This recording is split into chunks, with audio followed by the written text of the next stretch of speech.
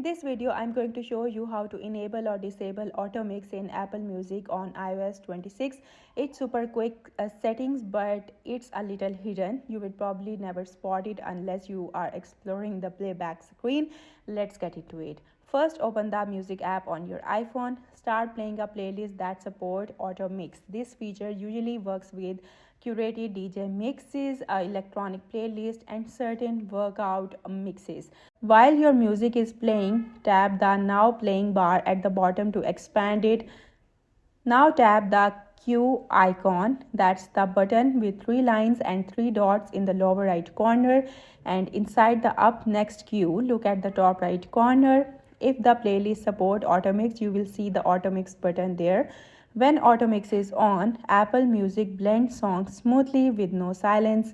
When it is off, tracks play normally with a short pause between them. To toggle it, simply tap the AutoMix button.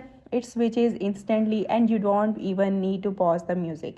If you don't see the AutoMix option, it likely means that specific playlist does not support it yet. So if AutoMix still doesn't appear, you need to follow the on-screen steps and you need to go back and try using AutoMix again. Remember, AutoMix only works on iOS 26 or later. If you are on an earlier version, this feature won't show up at all. And that's it. Super easy. Let me know in the comments if AutoMix makes your playlist sound better. I personally think it's amazing for gym sessions and parties. Thanks for watching, and I will see you in the next one.